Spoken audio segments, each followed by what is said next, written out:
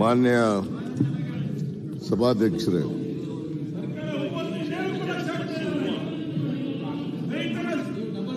ವಾಲ್ಮೀಕಿ ಅಭಿವೃದ್ಧಿ ನಿಗಮದ ಆಗಿರ್ತಕ್ಕಂಥ ಅಕ್ರಮದ ಬಗ್ಗೆ ವಿರೋಧ ಪಕ್ಷದವರು ಒಂದು ನಿಲುವಳಿ ಸೂಚನೆಯನ್ನು ತಂದಿದ್ದಾರೆ. ಅದನ್ನು ತಾವು 69ಕ್ಕೆ ಕನ್ವರ್ಟ್ ಮಾಡಿದ್ದೀರಿ. ಅದರ ಬಗ್ಗೆ ದೀರ್ಘವಾದಂಥ ಚರ್ಚೆ ನಡೆದಿದೆ. ಆ ಚರ್ಚೆಗೆ ಉತ್ತರ ಕೊಡಬೇಕು ಸರ್ಕಾರ. ಅವರು ಏನೇನು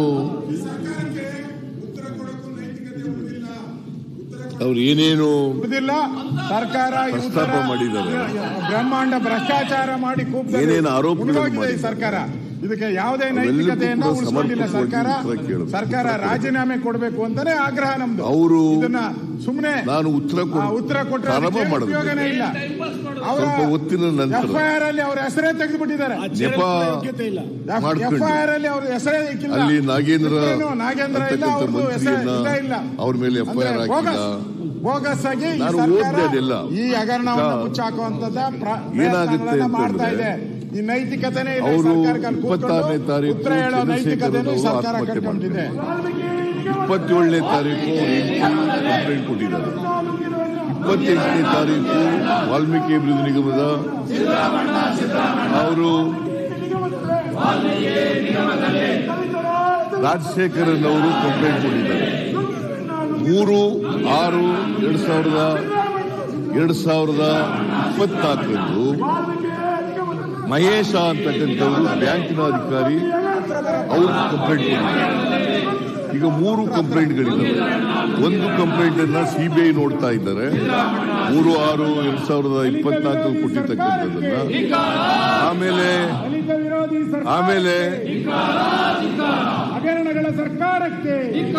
ನಮ್ಮ ಚಂದ್ರಶೇಖರ್ ಅವರ ಧರ್ಮಪತ್ನಿ ಅವ್ರು ಕೊಟ್ಟಿರ್ತಕ್ಕಂಥ ಕಂಪ್ಲೇಂಟ್ ಅನ್ನ, ಮತ್ತೆ ವಾಲ್ಮೀಕಿ ಅಭಿವೃದ್ಧಿ ನಿಗಮದವ್ರು ಕೊಟ್ಟಿರ್ತಕ್ಕಂಥ ಕಂಪ್ಲೇಂಟ್ ಇವು ಎಫ್ಐಆರ್ ಆಗಿದ್ದಾವೆ. ಆ ಎಫ್ಐಆರ್ ಮೇಲೆ SIT ರಚನೆ ಮಾಡಿದ್ದೀವಿ ನಾವು 31/5/2024 SIT ಅವರು ತನಿಖೆ ಮಾಡ್ತಾ ಇದ್ದಾರೆ. ಸೊ ನಾವು ಇದನ್ನೆಲ್ಲ ಕೇಳಬೇಕಲ್ಲ. ಇವರು ಕೇಳಲಿಕ್ಕೆ ಇವರಿಗೆ ಜೈದಾನ ಇಲ್ಲ.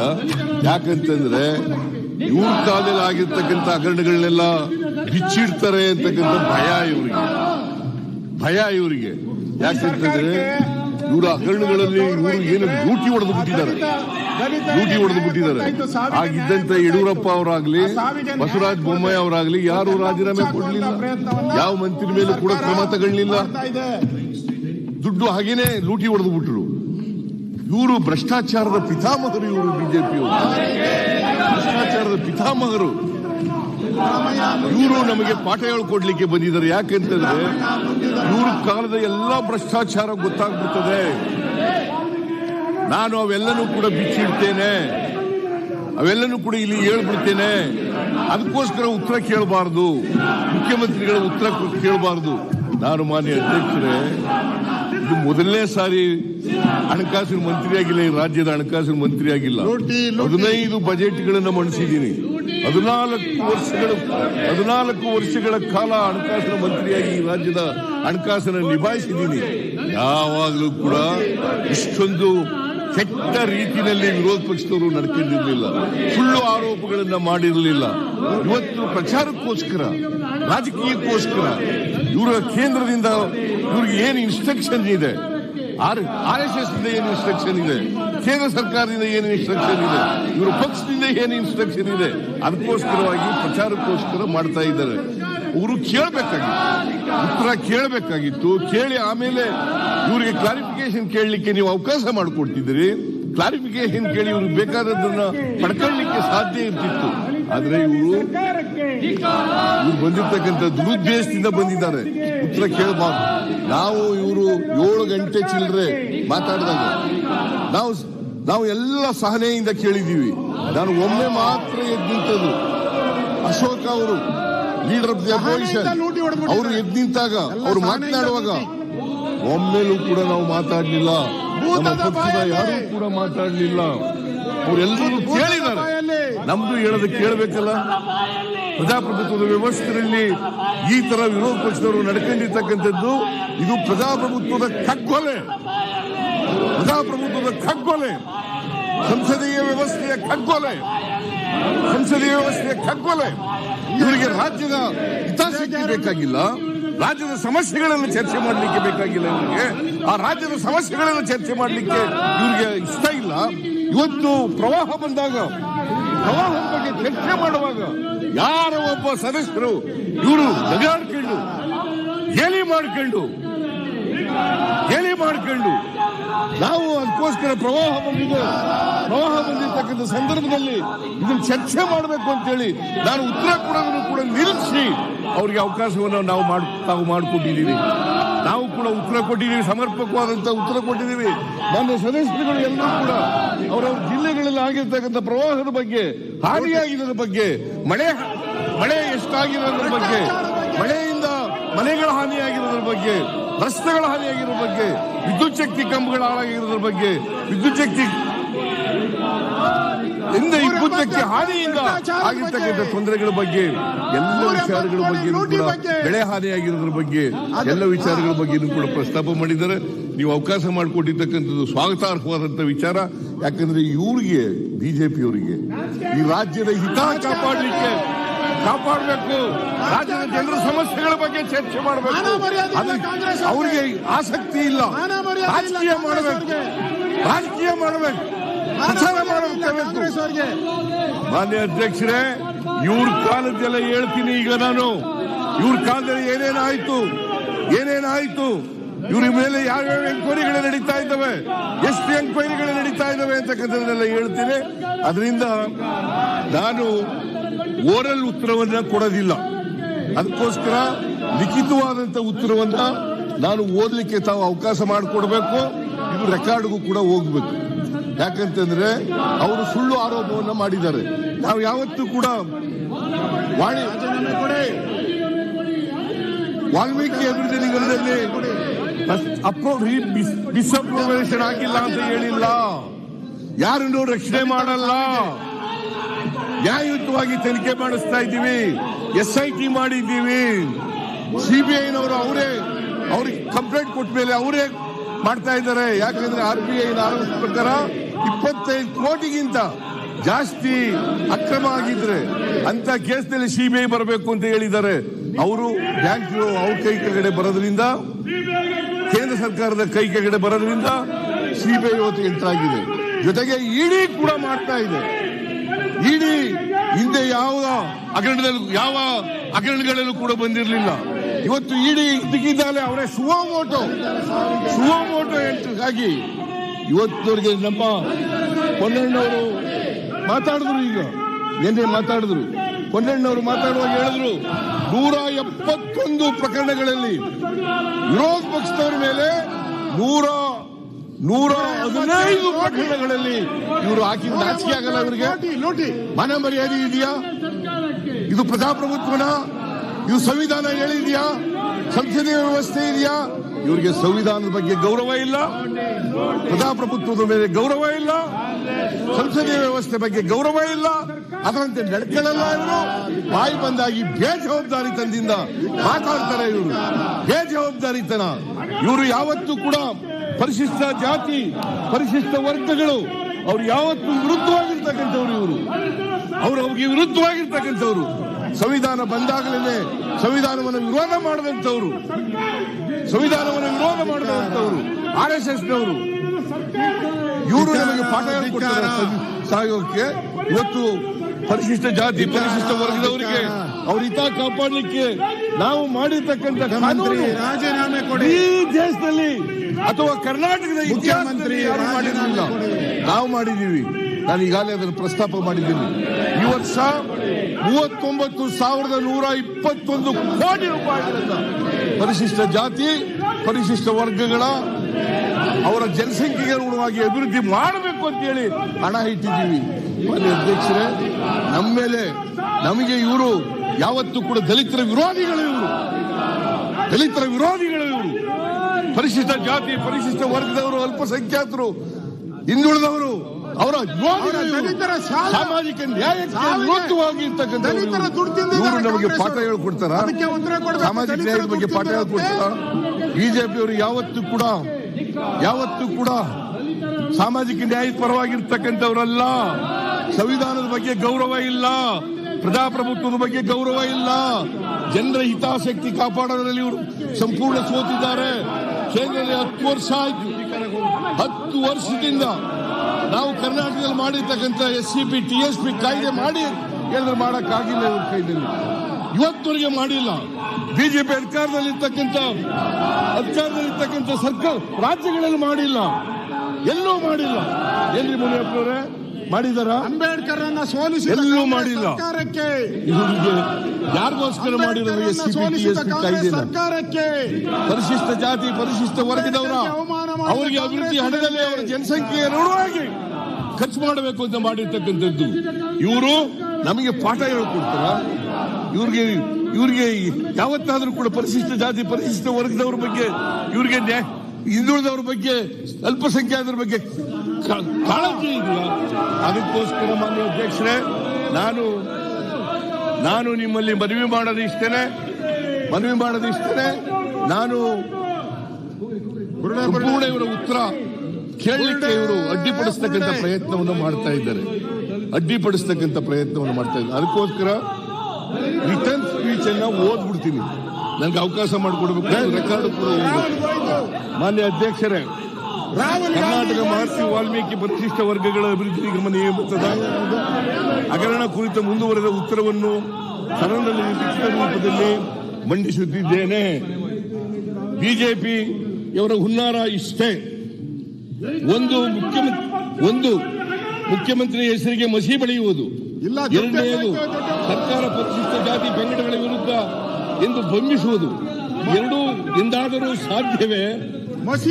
ಇಡೀ ಬಿಜೆಪಿಯ ನಾಯಕತ್ವ ಸಂವಿಧಾನ ಜಾರಿಗೆ ಬಂದ ದಿನದಿಂದಲೂ ಕೂಡ ದಮನಿತ ಸಮುದಾಯಗಳ ಪರಿಶಿಷ್ಟ ಜಾತಿ ಪರಿಶಿಷ್ಟ ಪಂಗಡಗಳ ವಿರುದ್ಧವಾಗಿದೆ, ಮಹಿಳೆಯರ ವಿರುದ್ಧವಾಗಿದೆ. ದಮನಿತರ ಪರವಾದಂತ ಪ್ರತಿ ಕಾಯ್ದೆ ಯೋಜನೆಗಳನ್ನು ಜಾರಿಗೆ ತಂದಿದ್ದು ಕಾಂಗ್ರೆಸ್ ನೇತೃತ್ವದ ಸರ್ಕಾರಗಳೇ, ಬಿಜೆಪಿ ಸರ್ಕಾರ ಅಲ್ಲ. ಇದೇ ಬಿಜೆಪಿ ಆಡಳಿತದಲ್ಲಿದ್ದಾಗ ಯಾವ ನಿಯಮಗಳಲ್ಲಿ ಏನೇನೆಲ್ಲ ನುಂಗಿದ್ದಾರೆ ಎಂದು ಕೂಡ ಚರ್ಚೆ ನಡೆಯುತ್ತಿದೆ. ನುಂಗುವುದರಲ್ಲಿ ಕಾರಣರಾಗಿರುವ ಇವರು ಬಿಜೆಪಿಯವರು ಭ್ರಷ್ಟಾಚಾರದ ಬಗ್ಗೆ ಮಾತನಾಡಿದ್ದಾರೆ. ಅದಕ್ಕಿಂತ ದುರಂತ ಬೇರೆ ಇಲ್ಲ. ವಿರೋಧ ಪಕ್ಷದವರು ತಮ್ಮ ಅಜೆಂಡಾ ಸಾಧಿಸಿಕೊಳ್ಳಲು ಯಾವ ಸುಳ್ಳನ್ನು ಬೇಕಾದರೂ ಹೇಳಬಲ್ಲರು ಎಂಬುದು ಇಲ್ಲಿ ಸಾಬೀತಾಗಿದೆ.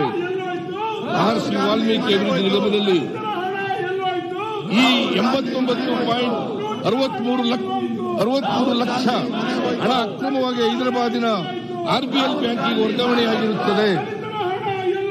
89.63 ಲಕ್ಷ ರೂಪಾಯಿಗಳಲ್ಲಿ 5 ಕೋಟಿ ರೂಪಾಯಿ ವಾಪಸ್ ಬಂದಿರುತ್ತದೆ.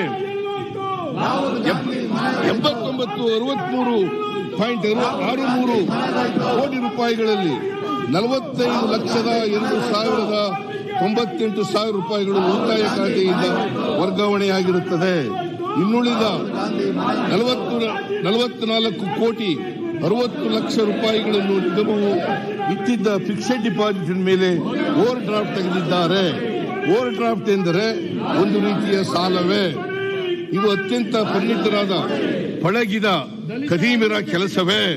ನಿಗಮವು ದಿನಾಂಕ 30/3/2024 50 ಕೋಟಿ ರೂಪಾಯಿಗಳನ್ನು ಫಿಕ್ಸೆಡ್ ಡಿಪಾಸಿಟ್ ನಲ್ಲಿಟ್ಟಿದೆ. ಸ್ಟ್ರಿಕ್ಟ್ಲಿ ಸ್ಪೀಕಿಂಗ್ ಈ 50 ಕೋಟಿ ಫಿಕ್ಸೆಡ್ ಡಿಪಾಸಿಟ್ ನಮ್ಮ ವಶದಲ್ಲಿಯೇ ಇದೆ. ಯಾಕೆಂದ್ರೆ ಅದು ಫಿಕ್ಸೆಡ್ ಡಿಪಾಸಿಟ್.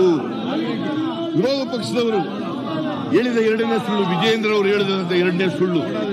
ರಾಜ್ಯ ಸರ್ಕಾರವು ಸಿಬಿಐನವರು FIR ದಾಖಲಿಸಿದ ಮೇಲೆ SIT ರಚಿಸಿದೆ ಎಂದು ಹೇಳಿದ್ದಾರೆ. ವಾಸ್ತವವಾಗಿ ನಮ್ಮಲ್ಲಿ ಹೈಗ್ರೌಂಡ್ಸ್ ಪೊಲೀಸ್ ಠಾಣೆಯಲ್ಲಿ ದಿನಾಂಕ 28/5/2024 ಕ್ರೈಮ್ ನಂಬರ್ 118/2024 ರಂತೆ FIR ದಾಖಲಾಗಿದೆ. ರಾಜ್ಯ ಸರ್ಕಾರವು 31/5/2024 ಆದೇಶ ಹೊರಡಿಸಿ SIT ರಚಿಸಿದೆ. ಸಿಬಿಐ ದಿನಾಂಕ 3/6/2024 FIR ದಾಖಲಿಸಿದೆ. ದಿನಾಂಕ 3/6/24 ಯೂನಿಯನ್ ಬ್ಯಾಂಕ್ ಆಫ್ ಇಂಡಿಯಾದ ಜನರಲ್ ಮ್ಯಾನೇಜರ್ ಗಿರೀಶ್ ಚಂದ್ರ ಜೋಶಿ ಎನ್ನುವರು MG ರಸ್ತೆ ಶಾಖೆಯ union bank of India Shrimati Suchismita Rahul chief manager ಹಾಗೂ ಇತರರ ವಿರುದ್ಧ ಪ್ರಕರಣ ದಾಖಲಿಸಿದ್ದಾರೆ. ಹಾಗೂ prevention of corruption act section 17A ಅಡಿ ತನಿಖೆ ಮಾಡಲು ಅನುಮತಿ ನೀಡಿ ಸಿಬಿಐಗೆ ಪತ್ರ ಬರೆದಿದ್ದಾರೆ. ಸಿಬಿಐಗೆ ಬರೆದಿರುವ ಈ ಪತ್ರದ ಮುಖ್ಯಾಂಶಗಳನ್ನು ನಾನು ಅನುಬಂಧ 1ರಲ್ಲಿಟ್ಟು ಸರಳಲ್ಲಿ ಮಂಡಿಸುತ್ತಿದ್ದೇನೆ. ಈ 2ರಲ್ಲೂ ಬ್ಯಾಂಕಿನವರೇ ಒಪ್ಪಿಕೊಂಡಿರುವ ಹಾಗೆ ಬ್ಯಾಂಕಿನ ಸಿಬ್ಬಂದಿಗಳೇ ನೇರವಾಗಿ ಈ ಹಗರಣದಲ್ಲಿ ಶಾಮೀಲಾಗಿದ್ದಾರೆ ಎಂಬುದು ಕಂಡುಬರುತ್ತದೆ. ದಿನಾಂಕ 28/5/24 ಮಹರ್ಷಿ ವಾಲ್ಮೀಕಿ ನಿಗಮದ ಪ್ರಧಾನ ವ್ಯವಸ್ಥಾಪಕ ರಾಜಶೇಖರ್ ಎನ್ನುವರು ನಿಗಮದ ಹಣ ಖಾಲಿಯಾಗುವುದರ ಕುರಿತು ಹೈಗ್ರೌಂಡ್ ಪೊಲೀಸ್ ಠಾಣೆಯಲ್ಲಿ ದೂರು ದಾಖಲಿಸಿರುತ್ತಾರೆ. ದಿನಾಂಕ 28/5/2024 ರಾಜಶೇಖರ ಪ್ರಧಾನ ವ್ಯವಸ್ಥಾಪಕರು ಕರ್ನಾಟಕ ಮಹರ್ಷಿ ವಾಲ್ಮೀಕಿ ಪರಿಶಿಷ್ಟ ಪಂಗಡಗಳ ಅಭಿವೃದ್ಧಿ ನಿಗಮ ಇವರು ನಿಗಮದಲ್ಲಿ ನಡೆದ ಅವ್ಯವಹಾರದ ಕುರಿತು A Mani Mekalai MD CEO UBI union bank of India, Shri Nitesh Ranjan, Shri Ramasubramaniam, Shri Sanjaya Rudra, Shri Pankaj Dwivedi, ಕಾರ್ಯನಿರ್ವಾಹಕ ನಿರ್ದೇಶಕರು UBIನ ಮುಖ್ಯ ವ್ಯವಸ್ಥಾಪಕರಾದ ಶ್ರೀಮತಿ ಸುಚಿಸ್ಮಿತಾ ರಾಹುಲ್ MG ರಸ್ತೆ ಶಾಖೆ ಇವರುಗಳ ವಿರುದ್ಧ ಹೈಗ್ರೌಂಡ್ ಪೊಲೀಸ್ ಠಾಣೆಯಲ್ಲಿ FIR ದಾಖಲಾಗಿರುತ್ತದೆ. ಇದು ನಾವು ಕೊಟ್ಟಿರೋದಲ್ಲ, ಅವರೇ ಕೊಟ್ಟಿರೋದು. ಅಕ್ರಮ ನಡೆದಿದೆ ಎಂದು ಗೊತ್ತಾದ ಕೂಡಲೇ FIR ರಿಜಿಸ್ಟರ್ ಆಗಿದೆ. ಅಕ್ರಮ ಕುರಿತು ತನಿಖೆ ಮಾಡಲು ಸಮರ್ಥ IPS ಅಧಿಕಾರಿಗಳ ನೇತೃತ್ವದಲ್ಲಿ ದಿನಾಂಕ 31/5/2024 SIT ರಚಿಸಿದ್ದೇವೆ. ಮೇಲಿನ 2 ಕ್ರಿಮಿನಲ್ ಕೇಸ್ಗಳನ್ನು ತನಿಖೆ ಮಾಡುವ ಉದ್ದೇಶದಿಂದಲೇ 4 ಜನ ಪೊಲೀಸ್ ಅಧಿಕಾರಿಗಳ ತಂಡವನ್ನು ರಚಿಸಲಾಗಿದೆ. HD 64 CID 2024 ಆದೇಶದಂತೆ ಈ ತಂಡ ರಚನೆಯಾಗಿದೆ. SITಯು ಈ ಪ್ರಕರಣವನ್ನು ಗಂಭೀರವಾಗಿ ಪರಿಗಣಿಸಿ ತನಿಖೆ ಮಾಡುತ್ತಿದೆ. SIT ರಚನೆಯಾದ ಕೂಡಲೇ ಕಾರ್ಯಪ್ರವೃತ್ತವಾದ ಈ ತಂಡವು ಈ ಕೆಳಕಂಡವರನ್ನು ಬಂಧಿಸಿ ವಿಚಾರಣೆ ನಡೆಸುತ್ತಿದೆ. G ಪದ್ಮನಾಭ ಪ್ರಧಾನ ವ್ಯವಸ್ಥಾಪಕ ಮಹರ್ಷಿ ವಾಲ್ಮೀಕಿ ನಿಗಮ, ಪರಶುರಾಮ್ ದುರ್ಗಣ್ಣನವರ್ ಲೆಕ್ಕಾಧೀಶಕ, ಸತ್ಯನಾರಾಯಣ ಇಟ್ಕಾರಿ ಅಧ್ಯಕ್ಷರು first finance credit cooperative society ನಿಯಮಿತ, ನೆಕ್ಕುಂಟಿ ನಾಗರಾಜ್ ಇವರ ಹಿಂದೆ ಶ್ರೀರಾಮುಲು ಜೊತೆ ಇದ್ದರು.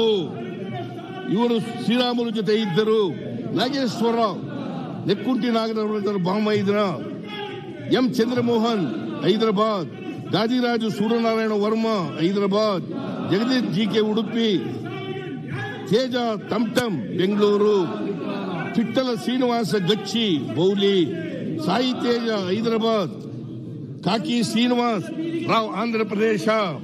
ವಿರೋಧ ಪಕ್ಷದವರು ಉದ್ದೇಶಪೂರ್ವಕವಾಗಿ ಅನೇಕ ವಿಚಾರಗಳನ್ನು ಮರೆಮಾಚುತ್ತಿದ್ದಾರೆ.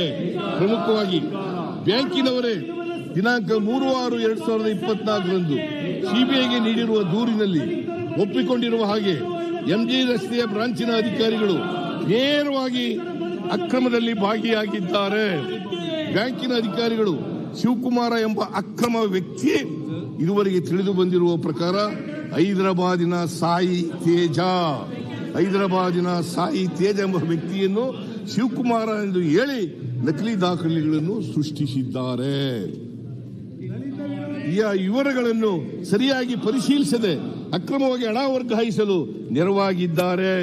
ಈ ಮಾತನ್ನು ನಾನು ಹೇಳುತ್ತಿಲ್ಲ, ಬ್ಯಾಂಕಿನವರೇ ಹೇಳಿದ್ದಾರೆ. ಈ ಅಕ್ರಮ ವ್ಯಕ್ತಿಗೆ ಚೆಕ್ ಬುಕ್ ಅನ್ನು ಕೊಟ್ಟಿದ್ದು ಯಾಕೆ?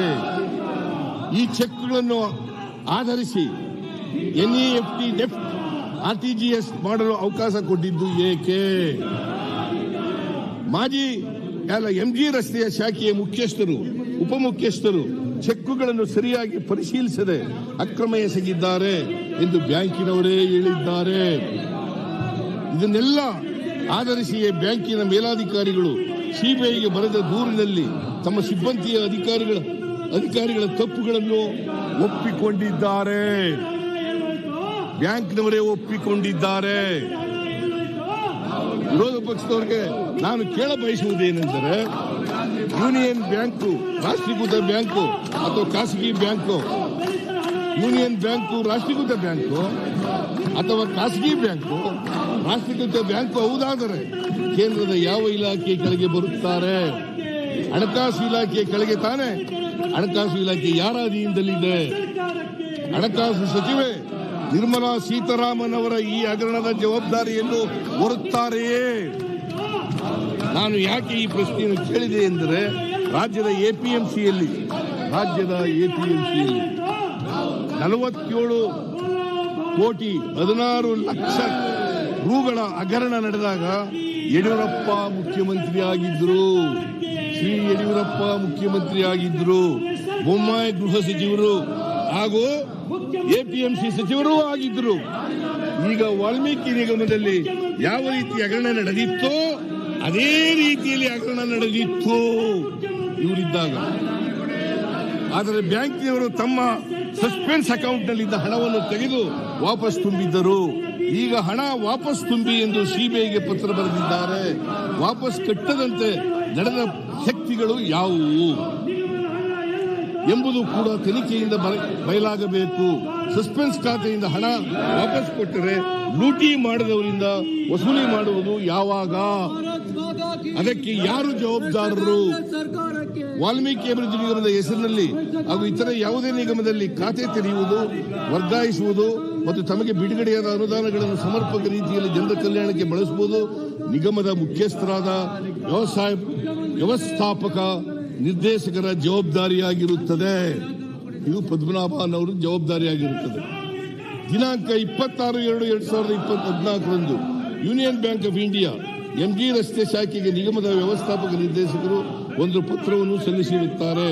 ಈ ಪತ್ರದಲ್ಲಿ ಉಳಿತಾಯ ಖಾತೆಯನ್ನು ವ್ಯವಸ್ಥಾಪಕ ನಿರ್ದೇಶಕರು ಮತ್ತು ಲೆಕ್ಕಾಧಿಕಾರಿಯವರು ಜಂಟಿಯಾಗಿ ನಿರ್ವಹಿಸುತ್ತಾರೆ ಎಂದು ತಿಳಿಸಿದ್ದು, 2 ಮಾದರಿ ಸಹಿ, ಇತರ ಕೆವೈಸಿ ವಿವರಗಳು ಹಾಗೂ ದಾಖಲೆಗಳನ್ನು ಸಲ್ಲಿಸಿರುತ್ತಾರೆ. ದಿನಾಂಕ 4/3/2024 ವ್ಯವಸ್ಥಾಪಕ ನಿರ್ದೇಶಕರು ಮತ್ತು ಲೆಕ್ಕಾಧಿಕಾರಿಗಳು ಜಂಟಿಯಾಗಿ ಬ್ಯಾಂಕಿಗೆ ಪತ್ರವನ್ನು ನೀಡಿದಂತೆ ಅಕ್ರಮ ಪತ್ರ ನೀಡಲಾಗಿದೆ ಎಂಬುದು ಮೇಲ್ನೋಟಕ್ಕೆ ಕಂಡುಬರುತ್ತದೆ. ಈ ಉಳಿತಾಯ ಖಾತೆಗೆ ಸಂಬಂಧಪಟ್ಟಂತೆ ಎಲ್ಲಾ ರೀತಿಯ ವ್ಯವಹಾರಗಳನ್ನು, ಅಂದರೆ ಚೆಕ್ ಬುಕ್ ಪಡೆಯುವುದು, ಫಿಕ್ಸೆಡ್ ಡಿಪಾಸಿಟ್ ರಸೀದಿಯನ್ನು ಪಡೆಯುವುದು, ಓವರ್ ಡ್ರಾಫ್ಟ್ ದಾಖಲೆಗಳನ್ನು ಪಡೆಯುವುದು ಹಾಗೂ ನಿಗಮದ ಎಲ್ಲ ವ್ಯವಹಾರಗಳನ್ನು ಈ ಖಾತೆಯಲ್ಲಿ ನಿರ್ವಹಿಸಲು ನಕಲಿ ಪತ್ರವನ್ನು ಸೃಷ್ಟಿಸಿ ಅದರಲ್ಲಿ ನಿಗಮದಲ್ಲಿಯೇ ಇಲ್ಲದ ಶ್ರೀ ಶಿವಕುಮಾರ್ ಎಂಬ ಅಕ್ರಮ ವ್ಯಕ್ತಿಯನ್ನು ಸೃಷ್ಟಿಸಿ ಅವನನ್ನು ಕಿರಿಯ ಲೆಕ್ಕಾಧಿಕಾರಿ ಎಂದು ಹೇಳಿ ಆತನೇ ಇನ್ನು ಮುಂದಿನ ಅಧಿಕೃತ ಸಹಿದಾರ ಎಂದು ಅನಧಿಕೃತವಾಗಿ ಮಾಡಿ ಆತನ ವಶಕ್ಕೆ ಚೆಕ್ ಬುಕ್ ಅನ್ನು ನೀಡಬೇಕೆಂದು ತಿಳಿಸುವ ಪತ್ರವೊಂದನ್ನು ನೀಡಿ ಚೆಕ್ ಬುಕ್ ಅನ್ನು 4/3/2024 ಪಡೆದಿರುವುದಾಗಿ ತಿಳಿದು ಬಂದಿರುತ್ತದೆ. ಈ ಶಿವಕುಮಾರ್ ಎಂಬ ವ್ಯಕ್ತಿ ನಿಜವಾಗಿ ವಾಲ್ಮೀಕಿ ನಿಗಮದ ಸಿಬ್ಬಂದಿಯೇ ಎಂಬ ಬಗ್ಗೆ ಬ್ಯಾಂಕಿನ ಮ್ಯಾನೇಜರ್ ತಿಳಿದುಕೊಳ್ಳುವ ಪ್ರಯತ್ನವನ್ನೇ ಮಾಡಲಿಲ್ಲ. ನಿರ್ದೇಶಕರ ಮಂಡಳಿ ಸಭೆ ದಿನಾಂಕ 30/3/2024 ನಡೆಯುತ್ತಿದ್ದು ಬ್ಯಾಂಕಿಗೆ ತಿಳಿಸಲಾಗಿದೆ ಎಂಬಂತೆ ದಾಖಲೆಗಳನ್ನು ಸೃಷ್ಟಿಸಲಾಗಿದೆ. ಆದರೆ ಚುನಾವಣೆಯ ಕೋಡ್ ಆಫ್ ಕಾಂಡಕ್ಟ್ ಇರುವಾಗ ಯಾವ ಸಭೆ ನಡೆಯಲು ಹೇಗೆ ಸಾಧ್ಯ? ಚುನಾವಣಾ ಸಂದರ್ಭದಲ್ಲಿ ಇಷ್ಟು ದೊಡ್ಡ ಪ್ರಮಾಣದ ವ್ಯವಹಾರಗಳು ನಡೆಯುವಾಗ ಆದಾಯ ತೆರಿಗೆಯವರು ಬ್ಯಾಂಕನ್ನು ಕೇಳಲಿಲ್ಲವೇ? ಬ್ಯಾಂಕಿನವರು ಚುನಾವಣಾ ಆಯೋಗದ ಗಮನಕ್ಕೆ ತರಬೇಕಾಗಿತ್ತಲ್ಲ, ಯಾಕೆ ತರಲಿಲ್ಲ? ಬ್ಯಾಂಕಿನ ಮ್ಯಾನೇಜರ್ ಆದಿಯಾಗಿ ಅನೇಕ ಅಧಿಕಾರಿಗಳು, ಸಿಬ್ಬಂದಿಗಳು, ವಾಲ್ಮೀಕಿ ನಿಗಮದ ಅಧಿಕಾರಿ ಸಿಬ್ಬಂದಿ ಮತ್ತು ಹೊರಗಿನ ಖಾಸಗಿ ಫ್ರಾಡ್ ಮಾಡುವ ವ್ಯಕ್ತಿಗಳು ಸೇರಿ ಇದು ಮಾಡಿರುವ ಹುನ್ನಾರ ಎಂದು ವ್ಯಕ್ತವಾಗುತ್ತದೆ. ತನಿಖೆಯಿಂದ ಈ ಎಲ್ಲ ಅಂಶಗಳು ಬಯಲಾಗುತ್ತವೆ. ನಿಗಮದವರು ಹೊಸ ಖಾತೆ ತೆರೆಯಬೇಕಾದರೆ, ಖಾತೆ ವರ್ಗಾವಣೆ ಮಾಡಬೇಕಾದರೆ ಆರ್ಥಿಕ ಇಲಾಖೆ ಗಮನಕ್ಕೆ ತರಬೇಕು, ಅನುಮತಿ ಪಡೆದುಕೊಳ್ಳಬೇಕು. ಆದರೆ ಯಾವ ಕೆಲಸವನ್ನೂ ಮಾಡಿಲ್ಲ. ನೇರವಾಗಿ ಖಾತೆಯ ವಿವರವನ್ನು ಖಜಾನೆ 2ರಲ್ಲಿ ಅಪ್ಲೋಡ್ ಮಾಡಿದ್ದಾರೆ. ದಿನಾಂಕ 19/3/2024 ಡಿಡಿಒ ಕಚೇರಿ, ಅಂದರೆ ನಿರ್ದೇಶಕರು ಪರಿಶಿಷ್ಟ ಪಂಗಡಗಳ ಇಲಾಖೆ ವ್ಯವಸ್ಥಾಪಕರು ಹೊಸ ಬ್ಯಾಂಕ್ ಖಾತೆಯನ್ನು K2ನಲ್ಲಿ ಅಪ್ಲೋಡ್ ಮಾಡಿದ್ದಾರೆ. ಇದನ್ನು ಡಿಡಿಒರವರು ಪರಿಶಿಷ್ಟ ಪಂಗಡಗಳ ಇಲಾಖೆ ಅನುಮೋದಿಸಿದ್ದಾರೆ. ಡಿಡಿಒರವರು ಜವಾಬ್ದಾರಿ ಮತ್ತು ದಿನಾಂಕ 25/2/2024 43.33 ಕೋಟಿ ರೂಪಾಯಿಗಳನ್ನು ವಾಲ್ಮೀಕಿ ಅಭಿವೃದ್ಧಿ ನಿಗಮದ Union bank of India MG ರಸ್ತೆಯ ಶಾಖೆಗೆ ಉಳಿತಾಯ ಖಾತೆಗೆ ವರ್ಗಾಯಿಸಲಾಗಿದೆ. ವರ್ಷದ ಕಡೆಯಲ್ಲಿ ಆಯವ್ಯಯದಲ್ಲಿ ಕಲ್ಪಿಸಿದ ಅನುದಾನವನ್ನು ಎಲ್ಲರಿಗೂ ಬಿಡುಗಡೆ ಮಾಡುವ ಹಾಗೆಯೇ ಈ ಖಾತೆಗೂ ಹಣ ಬಿಡುಗಡೆಯಾಗಿದೆ. ಯೂನಿಯನ್ ಬ್ಯಾಂಕ್ ಕೂಡ ರಾಷ್ಟ್ರೀಕೃತ ಬ್ಯಾಂಕ್ನಲ್ಲಿ ಕಳ್ಳತನ ನಡೆದಿದೆ.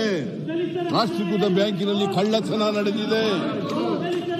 2015-16ರಿಂದ 2024-25ರವರೆಗೆ ಪರಿಶಿಷ್ಟ ಜಾತಿ ಮತ್ತು ಪರಿಶಿಷ್ಟ ಪಂಗಡಗಳ ನಿಗಮಗಳಿಗೆ ಹಂಚಿಕೆಯಾದ ಅನುದಾನ ಮತ್ತು ವೆಚ್ಚದ ವಿವರ. ವರ್ಷ 2019-20 ಪ್ರಾರಂಭಿಕ ಶುಲ್ಕ 509 ಕೋಟಿ 22 ಲಕ್ಷ. ಹಂಚಿಕೆಯಾದಂತಹ ಅನುದಾನ 206.34 ಲಕ್ಷ. ಬಿಡುಗಡೆಯಾದ ಮೊತ್ತ 206.34. ಖರ್ಚು 333. ಉಳಿಕೆ 382.05. ಸೌಲಭ್ಯ ಪಡೆದಿರುವ ಫಲಾನುಭವಿಗಳ ಸಂಖ್ಯೆ 13,811. 2021ರಲ್ಲಿ 393.707 ಪ್ರಾರಂಭಿಕವಾಗಿದ್ದದ್ದು. ಓಪನಿಂಗ್ ಬ್ಯಾಲೆನ್ಸ್ 195 ಕೋಟಿ ಬಿಡುಗಡೆಯಾಯಿತು. 152 ಕೋಟಿ ಬಿಡುಗಡೆಯಾದಂಥ ಮೊತ್ತ. ಖರ್ಚಾದದ್ದು 276 ಕೋಟಿ. ಉಳಿಕೆ 312 ಕೋಟಿ. 34,031 ಫಲಾನುಭವಿಗಳು. 21-22 314.96. 157 ಹಂಚಿಕೆಯಾದಂಥ ಅನುದಾನ. ಬಿಡುಗಡೆಯಾದಂಥದ್ದು ಅನುದಾನ 152 ಕೋಟಿ. 252 ಕೋಟಿ ಖರ್ಚಾಯಿತು. ಉಳಿಕೆ 214 ಕೋಟಿ .86. 22-23 244-24 379 304 ಕೋಟಿ ಬಿಡುಗಡೆಯಾದಂಥ ಮೊತ್ತ. ಖರ್ಚು 338 ಕೋಟಿ.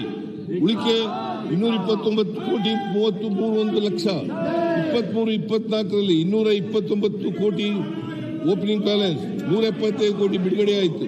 175 ಕೋಟಿ ಬಿಡುಗಡೆಯಾದಂಥ ಮೊತ್ತ. 234 ಕೋಟಿ ಖರ್ಚಾಯಿತು. 169 ಕೋಟಿ ಉಳಿತು. 2024-25 169 ಕೋಟಿ ಓಪನಿಂಗ್ ಬ್ಯಾಲೆನ್ಸ್. 175 ಕೋಟಿ ಬಜೆಟ್ನಲ್ಲಿ ಹೇಳಿದ್ದು. ಬಿಡುಗಡೆಯಾದದ್ದು ಇನ್ನೂ ಮಾಡಿಲ್ಲ. ಈ ವರ್ಷ 24-25 169 ಕೋಟಿ. ಸೌಲಭ್ಯ ಪಡೆದಿರುವ ಫಲಾನುಭವಿಗಳು ಇನ್ನೂ ಆಗಿಲ್ಲ ಈ ವರ್ಷ. ಅಶೋಕ ಅವರು ವಿರೋಧ ಪಕ್ಷದ ನಾಯಕರು ನಿಗಮಕ್ಕೆ ಹಣ ಏಕೆ ಬಿಡುಗಡೆ ಮಾಡಿದ್ದು ಎಂದು ಕೇಳಿದ್ದಾರೆ. ಹಣ ವರ್ಷವೂ ಬಿಡುಗಡೆ ಆಗಲೇಬೇಕು, ಇಲ್ಲದಿದ್ದರೆ ಲ್ಯಾಪ್ಸ್ ಆಗುತ್ತದೆ. ವಿಚಾರ ಇರುವುದು ಹಣ ಯಾಕೆ ಬಿಡುಗಡೆ ಮಾಡಿದ್ದು ಎಂಬುದಲ್ಲ, ಬಿಡುಗಡೆ ಮಾಡಿದ ಹಣವನ್ನು ಹೇಗೆ ಬಳಕೆ ಮಾಡಲಾಗುತ್ತದೆ ಎಂಬುದು ಮುಖ್ಯ. ಬಿಡುಗಡೆ ಮಾಡಿದ ಹಣಕ್ಕೆ ನಾನು ಟ್ರಸ್ಟಿ ಎಂಬ ನೈತಿಕತೆ ಪ್ರತಿಯೊಬ್ಬರಿಗೂ ಇರಬೇಕಾಗುತ್ತದೆ.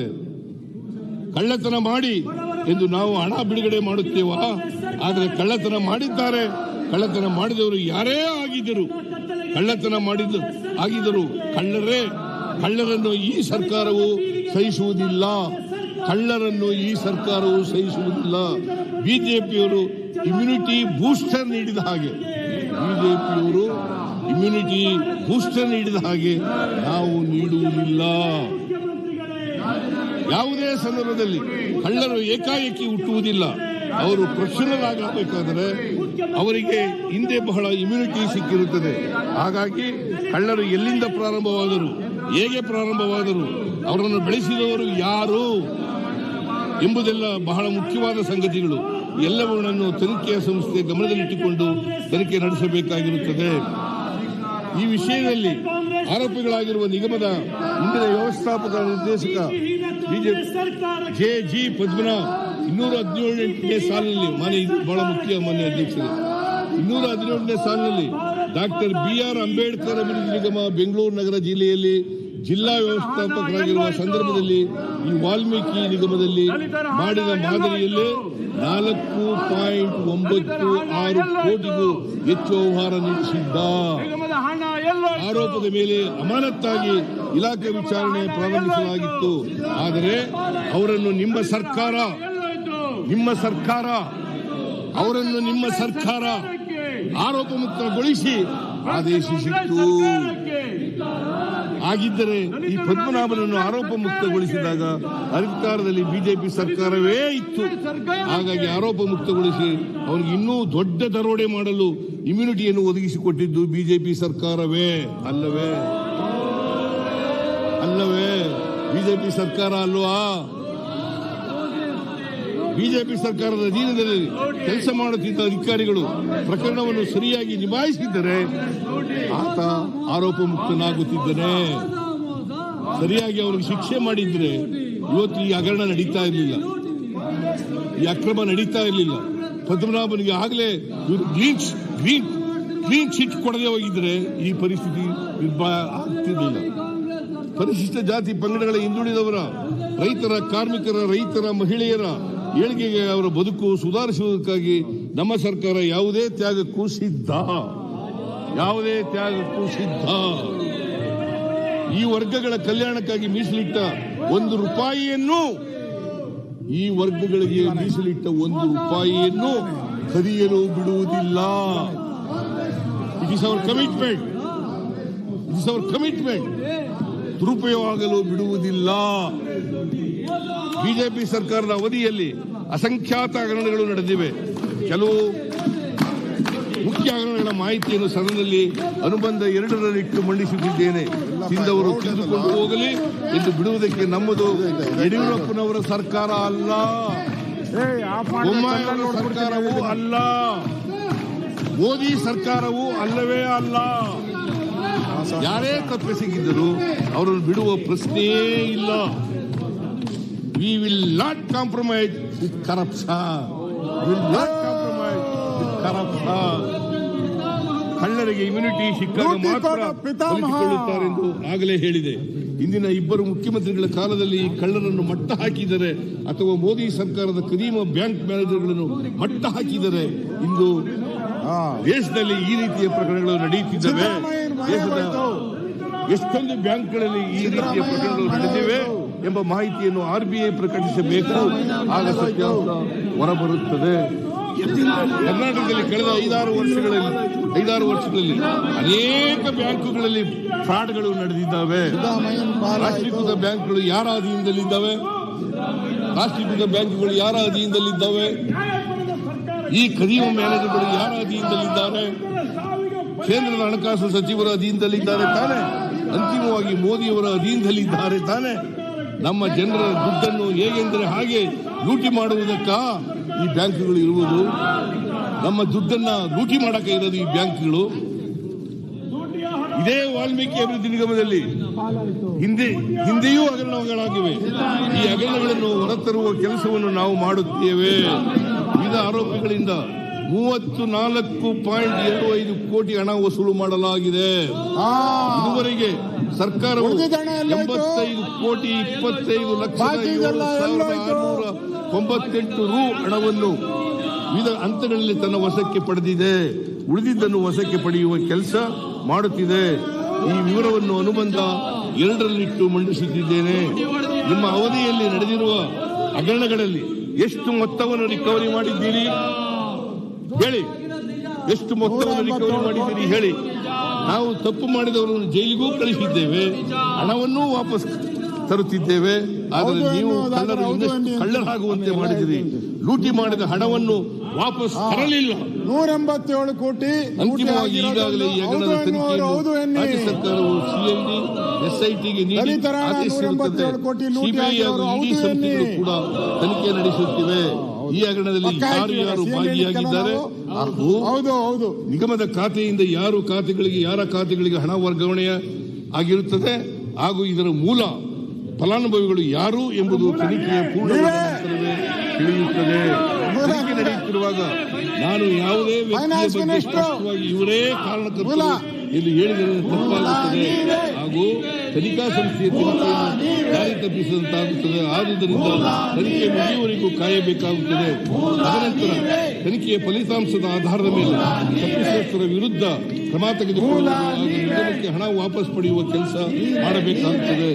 ರಾಜ್ಯ ಸರ್ಕಾರವು ವಾಲ್ಮೀಕಿ ನಿಗಮದ ವ್ಯವಸ್ಥಾಪಕ ನಿರ್ದೇಶಕರಾದ JG ಪದ್ಮನಾಭ ಹಾಗೂ ಲೆಕ್ಕಾಧೀಶಕ ಪರಶುರಾಮ್ ದುರ್ಗಣ್ಣನವರ್ ಇವರನ್ನು ಅಮಾನತು ಮಾಡಿದೆ. SIT ಬಂಧಿಸಿ ಜೈಲಿಗೆ ಅಟ್ಟಿದೆ. ಇಲಾಖೆಯ ಸಚಿವರಾಗಿದ್ದ ನಾಗೇಂದ್ರ ಅವರು ರಾಜೀನಾಮೆ ನೀಡಿದ್ದಾರೆ. ಆದರೆ EDU ಬಂಧಿಸಿದೆ. ಹಾಗೆಯೇ ಬ್ಯಾಂಕಿನ ಸಿಬ್ಬಂದಿಗಳನ್ನು ಸಹ SIT ಅವರೇ ಅರೆಸ್ಟ್ ಮಾಡಿ ಜೈಲಿಗೆ ಅಟ್ಟಿದ್ದಾರೆ. ಈ ಈ ಹಗರಣದಲ್ಲಿ ಹಣಕಾಸು ಇಲಾಖೆ ಯಾವುದೇ ಪಾತ್ರ ಇರುವುದಿಲ್ಲ. ಹಣಕಾಸು ಇಲಾಖೆ ಆದೇಶದಂತೆ ಆಯವ್ಯಯದಲ್ಲಿ ತಿಳಿಸಿದಂತೆ ಪರಿಶಿಷ್ಟ ಪಂಗಡ ಕಲ್ಯಾಣ ಇಲಾಖೆಯ ನಿಗಮಕ್ಕೆ 4 ಕಂತುಗಳಲ್ಲಿ ಅನುದಾನ ಬಿಡುಗಡೆ ಮಾಡಿರುತ್ತದೆ. ಆಡಳಿತ ಇಲಾಖೆ ಆದೇಶದ ನಂತರ ಸಂಬಂಧಪಟ್ಟ DDO, drawing and dispersing officer, ನಿರ್ದೇಶಕರು, ಪರಿಶಿಷ್ಟ ಪಂಗಡಗಳ ಕಲ್ಯಾಣ ಇಲಾಖೆ ಇವರು ನಿಗಮದ ವ್ಯವಸ್ಥಾಪಕ ನಿರ್ದೇಶಕರ ಕೋರಿಕೆಯಂತೆ ಖಜಾನೆಯಿಂದ ಹಣ ಸೆಳೆದು ನಿಗಮದ ಖಾತೆಗೆ ಜಮಾ ಮಾಡಿರುತ್ತಾರೆ. ಇದು ಇಲಾಖೆಯಲ್ಲಿ ಪ್ರತಿ ಕಂತಿನ ಹಣವನ್ನು ಸೆಳೆಯಲು ಇರುವಂತಹ ವಿಧಾನ, ಪ್ರೊಸೀಜರ್. ಮಾನ್ಯ ವಿರೋಧ ಪಕ್ಷದ ನಾಯಕರು NTT ಮಾಡ್ಯೂಲ್ ಬಗ್ಗೆ ಪ್ರಸ್ತಾಪಿಸಿದ್ದಾರೆ. ಆದ್ದರಿಂದ ಎಲ್ಲ ಬ್ಯಾಂಕ್ ಖಾತೆಗಳಲ್ಲಿ ನಡೆಯುವ ಟ್ರಾನ್ಸಾಕ್ಷನ್ ಆರ್ಥಿಕ ಇಲಾಖೆಗೆ ತಿಳಿಯುವುದರಿಂದ ಈ ಹಗರಣದ ಬಗ್ಗೆ ಮಾಹಿತಿ ಇದ್ದರೂ ಆರ್ಥಿಕ ಇಲಾಖೆ ಏನೂ ಮಾಡಿರುವುದಿಲ್ಲವೆಂದು ಆರೋಪಿಸಿದ್ದಾರೆ. ಆದರೆ NTT ಮಾಡ್ಯೂಲ್ ಅನ್ನು 2022ರಲ್ಲಿ ಜಾರಿ ಮಾಡಲಾಗಿದೆ. ಇದರಲ್ಲಿ ದಾಖಲಾಗಿರುವ ಎಲ್ಲ ಬ್ಯಾಂಕ್ ಖಾತೆಗಳಲ್ಲಿ ಆಯಾತಿನ ಎಷ್ಟು ಬ್ಯಾಲೆನ್ಸ್ ಇದೆ ಎಂದು ಮಾಹಿತಿ ಖಜಾನೆಗೆ ಲಭ್ಯವಾಗುತ್ತದೆ. ಈ ಮಾಹಿತಿಯನ್ನು ಖಜಾನೆಯಿಂದ ಹಣ ಬಿಡುಗಡೆಗೊಳಿಸಲು ಓಪನಿಂಗ್ ಬ್ಯಾಲೆನ್ಸ್ ನಿರ್ದಿಷ್ಟಪಡಿಸಲು ನೆರವಾಗುತ್ತದೆ. ಆದರೆ ಆಧಾರದ ಮೇಲೆ ಹೊಸದಾಗಿ ಹಣ ಬಿಡುಗಡೆಗೊಳಿಸಲು ನಿರ್ಧಾರ ಮಾಡಲಾಗುವುದು. ಯಾವುದೇ ಖಾತೆಯಲ್ಲಿರುವ ಪ್ರತಿದಿನದ ವಹಿವಾಟಿನ ಮಾಹಿತಿ ಬ್ಯಾಂಕ್ಗಳಿಂದ ಆರ್ಥಿಕ ಇಲಾಖೆಗೆ ಲಭ್ಯವಾಗುವುದಿಲ್ಲ. ವಿರೋಧ ಪಕ್ಷದವರು ನಿಗಮದಲ್ಲಿ ನಡೆದಿರುವ ಹಗರಣ ಕುರಿತು ಮಾತನಾಡುವಾಗ ಮುಖ್ಯಮಂತ್ರಿಗಳನ್ನು ಆರ್ಥಿಕ ಇಲಾಖೆಯನ್ನು ಗುರಿ ಮಾಡುತ್ತಿದ್ದಾರೆ. ಆದರೆ ರಾಜ್ಯದಲ್ಲಿ ಹಗರಣಗಳ ಸರಮಾಲೆಯನ್ನೇ ನಡೆಸಿರುವ union bank, syndicate bank, Punjab national bank, state bank of Mysuru ಹಾಗೂ ಇನ್ನಿತರ ಬ್ಯಾಂಕ್ಗಳು ಯಾರ ಅಧೀನದಲ್ಲಿ ಬರುತ್ತವೆ? ವಿರೋಧ ಪಕ್ಷದವರಿಗೆ ಅರ್ಥವಾಗದಿದ್ದರೆ ಬಿಡಿಸಿ ಹೇಳುತ್ತಿದೆ. ಇವೆಲ್ಲವೂ ರಾಷ್ಟ್ರೀಕೃತ ಬ್ಯಾಂಕುಗಳು. ಕೇಂದ್ರ ಸರ್ಕಾರದ ಹಣಕಾಸು ಇಲಾಖೆಯ ಅಧೀನದಲ್ಲಿ ಬರುತ್ತವೆ. ಕೇಂದ್ರ ಸರ್ಕಾರದ ಹಣಕಾಸು ಇಲಾಖೆಯ ಶ್ರೀಮತಿ ನಿರ್ಮಲಾ ಸೀತಾರಾಮನ್ ಅವರ ಅಧೀನದಲ್ಲಿ ಬರುತ್ತವೆ. ಶ್ರೀಮತಿ ನಿರ್ಮಲಾ ಸೀತಾರಾಮನ್ ಅವರು ಹಣಕಾಸು ಸಚಿವರಾಗಿದ್ದಾರೆ. ದೇಶದಲ್ಲಿ ಹೆಚ್ಚು ಬ್ಯಾಂಕಿಂಗ್ ಹಗರಣಗಳು ಪ್ರಾರಂಭವಾಗಿದ್ದೇ ಕಳೆದ 6-7 ವರ್ಷಗಳಿಂದ ಈ ಹಗರಣಗಳು ಬ್ಯಾಂಕ್ಗಳಲ್ಲಿ ಆದದ್ದೇ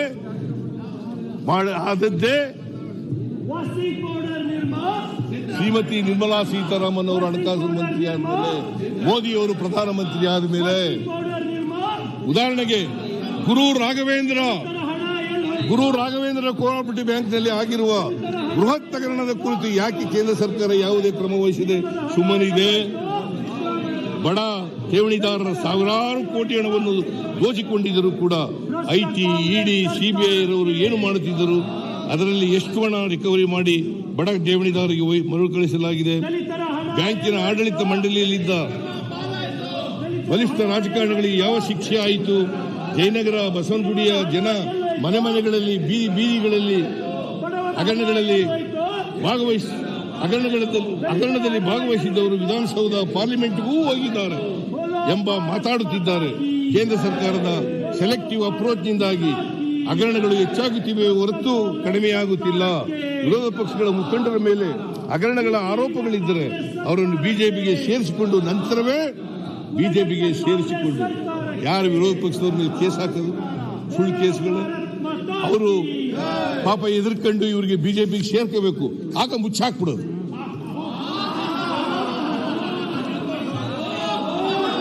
ಹಗರಣ ಮುಕ್ತ ಮಾಡಲಾಗುತ್ತಿದೆ. ಹೀಗಿದ್ದರೂ ಯಾವ ಕಳ್ಳರಿಗೆ ತಾನೇ ಭಯ ಹುಟ್ಟಲು ಸಾಧ್ಯ? ವಿರೋಧ ಪಕ್ಷದವರನ್ನು ನೋಡಿದರೆ ಇಲ್ಲಿ ಗಂಟೆ ನಿಂತು ನೈತಿಕತೆಯ ಬಗ್ಗೆ ಪಾಠ ಮಾಡುತ್ತಾರೆ. ನಾನು ಪದೇ ಪದೇ ಈ ಸದನಕ್ಕೂ ನಾಡಿನ ಜನರಿಗೂ ಭರವಸೆ ನೀಡ ಬಯಸುತ್ತೇನೆ. ನಾವು ಪರಿಶಿಷ್ಟ ಜಾತಿ, ಪಂಗಡ, ದಮನಿತ ಸಮುದಾಯದವರಿಗೆ ಒದಗಿಸಿದ ಪ್ರತಿ ಪೈಸೆಯನ್ನು ಖರ್ಚು ಮಾಡುತ್ತೇವೆ ಮತ್ತು ಗುಣಾತ್ಮಕವಾಗಿ ವಿನಿಯೋಗಿಸುತ್ತೇವೆ. ಹಾಗೂ ಈ ಪ್ರಕರಣದಲ್ಲಿ ಭಾಗಿಯಾಗಿರುವ ಕಳ್ಳರು ಯಾರೇ ಇದ್ದರೂ ಅವರನ್ನು ನಿರ್ದಾಕ್ಷಿಣ್ಯವಾಗಿ ಶಿಕ್ಷಿಸುತ್ತೇವೆ. ಬಿಜೆಪಿ ಅವಧಿಯ ಎಲ್ಲ ಹಗರಣಗಳನ್ನು ತನಿಖೆಗೆ ಒಪ್ಪಿಸುತ್ತೇವೆ. ಅನುಬಂಧ 1, ಜನರಲ್ ಮ್ಯಾನೇಜರು ಇವರು ಒಂದು ಕಂಪ್ಲೇಂಟ್ ಕೊಟ್ಟಿದ್ದಾರೆ. ಡೆಪ್ಟಿ ಜನರಲ್ ಡೆಪ್ಟಿ ಮ್ಯಾನೇಜರ್ ಅವರು ಈ ತರ ಇದೆ complaint. Karnataka Maharshi Valmiki scheduled tribes development corporation limited was maintaining an account number so and so in the name of MD Valmiki Abhiruddhi Nigama with the MG Road branch RO Bengaluru East. In this regard, it is observed that Mrs. Suchishmita Rao as a branch head of the MG Road branch failed to verify the genuineness of the signatures of the signatories while accepting requests for modification of email ID and mobile number of signatories in the account of Valmiki Abhiruddhi Nigama. As per website, Valmiki Nigama's prakara, email ID and com and reported mobile number of the MD is 94 49 55 22 40. However, she did not verify the details through website or personal visit to Valmiki Abhiruddhi Nigama office before acceding to request for changing email ID to and mobile number to 60 60 26 13 70 70 Further, it is observed that she failed to confirm in Nandala Bangalore ಹೇಳಿರೋದು. Further, it is observed that she failed to confirm with the signatories when request was made for issuance of checkbooks. She further failed to verify the identity of Mr. Shivkumar mentioned in their communication, even when handing over the checkbook on 4th March 2024. These checks were used to transfer government funds from the said account in significantly large tranches. Yet, Mrs. Suchishmita Rao failed to confirm the genuineness of the transactions from the authorized signatories. Further, while sanctioning SOD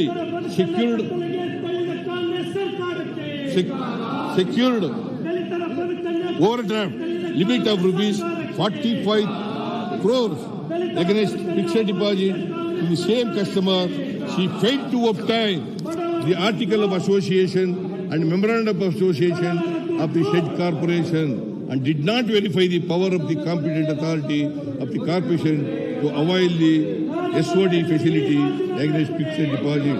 Further, she failed to obtain signatures of the authorized signatories in her presence as they later complained and denied having issued any request for sanction of SOD against deposits and denied having executed any loan documents. Due to her above acts of gross negligence, a total of rupees 89 crores 63 lakh was fraudulently transferred from the account of Valmiki Abhiruddhi Nigama. Moreover, the funds were transferred to multiple concerns, all of which maintained accounts with RBL Bank and had sequential account numbers. Furthermore, majority of the beneficiaries were engaged in IT-related activities which are not related to the nature of activity undertaken by Valmiki Abhiruddhi Nigama, by which Suchishmita Rao failed to notice. Chief manager ಪತ್ರದಲ್ಲಿ ಉಲ್ಲೇಖಿಸಿರುವ ಅಂಶಗಳು ಕೆಳಗಂತಿವೆ.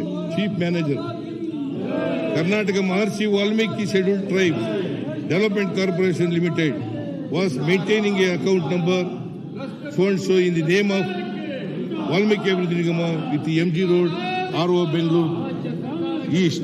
In this regard, it is observed that Mrs. Deepa, deputy manager, Suchishmita is a chief manager. Deepa Annauru, deputy manager.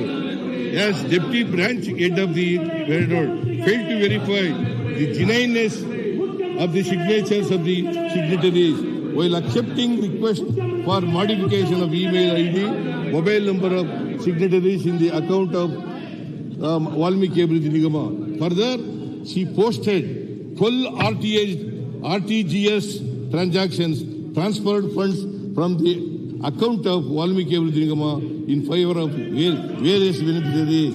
The RTGS left transactions were done in favor of beneficiaries, which are software companies, and the quantum of the transactions was significantly large. However, despite that, she failed to identify that large amount of funds were being sent from the account of Valmiki Abhiruddhi Nigama to beneficiaries which are not in tune with the line of activity of Valmiki Abhiruddhi Nigama.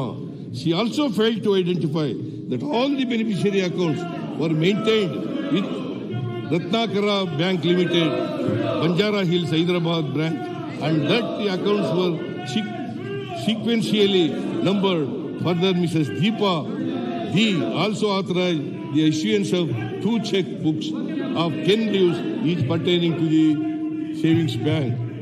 Account number so and so, Valmiki Abhiruddhi Nigama in Finacle on 4/3/23, without verifying the mandate of Valmiki Abhiruddhi Nigama regarding issuance of check books. She further failed to verify the identity of Mr. Shivkumar mentioned in their communication, even in handing over the checkbook on 4/3/2024. She also made entire entries in Finacle pertaining to issuance of 2 checkbooks of 5 leaves each in the SOD account number so and so Valmiki Abhiruddhi Nigama on 30/3/24. In Finacle, without verifying the mandate of the said corporation for issuance of the checkbooks. Furthermore, she had authorized updation of mobile number so and so in the SP account number so and so of Valmiki Abhiruddhi Nigama on 4/3/2024 without verifying the signature of the signatories and without ensuring the proper mandate was obtained from the corporation for change of linked NIL and ED mobile number. Thus, it is observed that she failed to confirm the genuineness of the signatures of the signatories while entertaining requests for issuance of the checkbooks of the concern. The said checks were used to transfer significantly large amounts of the government funds from the accounts Valmiki Abhiruddhi Nigama, yet Mrs. Deepa failed to confirm the genuineness of the transactions from the authorized signatories. Due to her above acts of gross negligence, the total of rupees 89 crores 63 lakhs was fraudulently transferred from the accounts of Valmiki Abhiruddhi Nigama. Moreover, it is observed that all the funds were transferred to multiple accounts having sequential account numbers, all of which were maintained with RBL Bank, and the beneficiaries were not related to the nature of the activities undertaken by Valmiki Abhiruddhi Nigama. Therefore, there is no need to examine the role of Mrs. Deepa. There is need to examine the role of Mrs. Deepa D in the fraud committed in the account of Valmiki Abhiruddhi Nigama with the bank. In view of the above, the undersigned in this capacity as the competent authority to remove Mrs. Deepa D from the services of the bank accords permission to CBI to investigate the complaint lodged by the bank in relation to the account of MD Valmiki Abhiruddhi Nigama against Mrs. Deepa D as required under Section 17A of the Prevention of Corruption Act, Amendment Act 2018. However, the above permission shall not be construed as sanction for prosecution against Mrs. Deepa D. ನಾನು ಕೆಲವು ಹಗರಣಗಳನ್ನೆಲ್ಲ ಹೇಳ್ಬಿಡ್ತೀನಿ ಮಾನ್ಯ ಮಾಡಿದ್ದಾರೆ ಇವರು ಮಾತಾಡುವಂತ ಅಧಿಕಾರನ ಕಿತ್ಕೊಂಡಿದ್ದಾರೆ ನೋಡಿ ನಮ್ಮ ಮೈಕ್ಗಳನ್ನ of ಮಾಡಿದ್ದಾರೆ ನಾಚಿಕೆ ಆಗಲ್ವಾ ಈ ತರ ಸದನ ನಡೆಸ್ರು ಅಂದ್ರೆ ಹೇಳ್ತೀನಿ ಅಂತಲೇ ಇವೆಲ್ಲ ಈ ನಾಟಕ ಆಡ್ತಾರೆ ಇವೆಲ್ಲ ಹೇಳ್ಬಿಡ್ತೀನಿ ಅಂತ ಈ ನಾಟಕ ಆಡ್ತಾರೆ ನಮ್ಮ ಮೈಕೆ ನೋಡಿ ಮೈಕೆ APMC ನಲ್ಲಿ ನಡೆದಿರ್ತಕ್ಕಂಥ ಹಗರಣ ಮೈಕೆ ಕಿತ್ತಾಕ್ಬಿಟ್ಟು ಹಗರಣ ನಡೆದಂತ ಅವಧಿ ಈ ತರ 20 ಯಾರಿದ್ರು ಈ ತರ ಯಾವ ಸ್ಪೀಕರ್ ಮಾಡಿಲ್ಲ ಸದನ ಹೆಂಗ್ ನಡೆಸಕ್ಕೆ ಹಗರಣ ಅವಧಿಯಲ್ಲಿ ಮುಖ್ಯಮಂತ್ರಿ ಯಾರಿದ್ರು BS ಯಡಿಯೂರಪ್ಪ ಗೊತ್ತಾಗ್ತಾ ಇದೆ ನೀವು ಪಾರ್ಲಿಮೆಂಟ್ ಅಲ್ಲಿ ಹಗರಣ ಅವಧಿಯಲ್ಲಿ ಮಂತ್ರಿಯಾಗಿದ್ದವರು ಯಾರು ಹಗರಣ ನಡೆದಾಗ ಮಂತ್ರಿಯಾಗಿದ್ದರು ಮಿಸ್ಟರ್ ಬಸವರಾಜ ಬೊಮ್ಮಾಯಿ ನಡೆದದ್ದು ಎಷ್ಟು ಹಗರಣದ ಮೊತ್ತ ಹಗರಣದ ಮೊತ್ತ ಎಷ್ಟು ಗೊತ್ತಾ 47,16,00,000 47,16,00,000 ಬಸವರಾಜ ಬೊಮ್ಮಾಯಿ ರಾಜೀನಾಮೆ ಕಡಿಮೆ ಹೊಡೆದಿದ್ದೀರಾ. ಯಡಿಯೂರಪ್ಪ ರಾಜೀನಾಮೆ ಕೊಡಲಿಲ್ಲ. ಇವರು ಮಾತುಕತೆ ಸಿದ್ದರಾಮಯ್ಯ ರಾಜೀನಾಮೆ ಕೊಡಿ. ಸಿದ್ದರಾಮಯ್ಯ ಪಾಪ ನನ್ನ ಹೆಸರು ಹೇಳಿದ್ರೆ ಇವರಿಗೆ ಊಟನೇ ಜೀರ್ಣ ಆಗಲ್ಲ. ನನ್ನ ಹೆಸರು ಹೇಳಿ ಹೇಳಿ ಹೇಳಿ ಇವ್ರಿಗೆ ಪಾಪ ನನ್ನ ಹೆಸರು ಹೇಳಿ ಪಠಣೆ ಮಾಡಿ ದಿನಾ ಪಠಣೆ ಮಾಡಿ ಸಿದ್ದರಾಮಯ್ಯ ಸಿದ್ದರಾಮಯ್ಯ ಸಿದ್ದರಾಮಯ್ಯ ನಿಮ್ಗೆ ಮೋಕ್ಷರರು ಸಿಗುತ್ತೆ.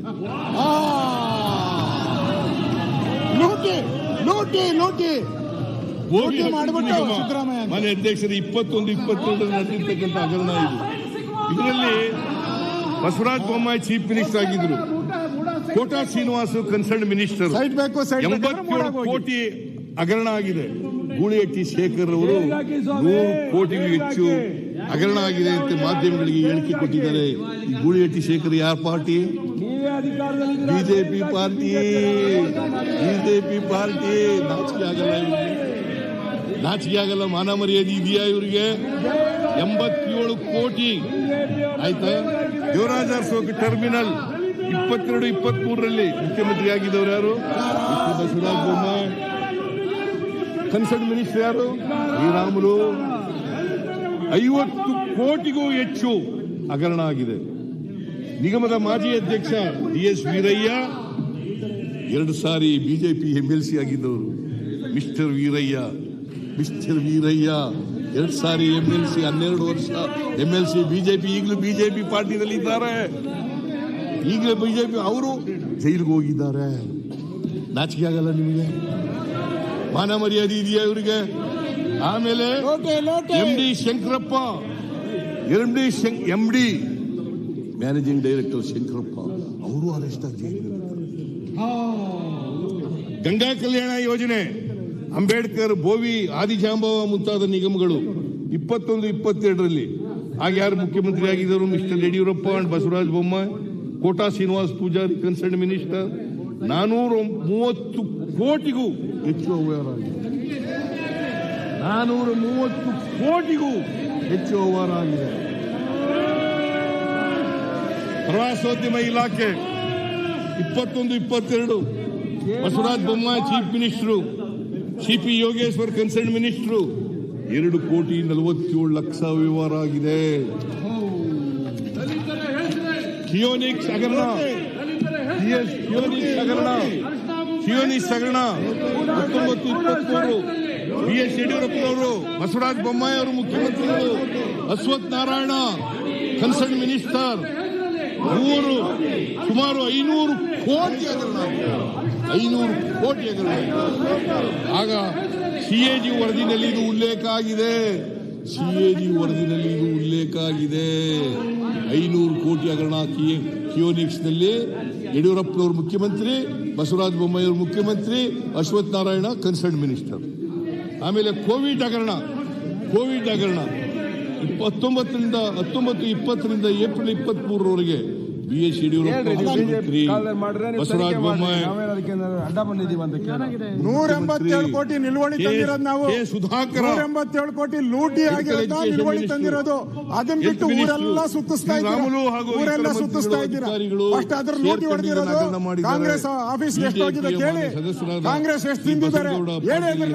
ಅದರ 40,000 ಕೋಟಿ ಚುನಾವಣೆ ಇರ್ಲಾಯ್ತು. ಬಳ್ಳಾರಿ ಚುನಾವಣೆಗೆ ಹೆಚ್ಚು ಹಗರಣ ನಡೆದಿದೆ ಎಂದು ಹೇಳಿಕೆ ಕೊಟ್ಟಿದ್ದಾರೆ. ಬಿಜೆಪಿ ಮತ್ತೊಬ್ಬ ಸದಸ್ಯರಾದಂತ H. ವಿಶ್ವನಾಥ್.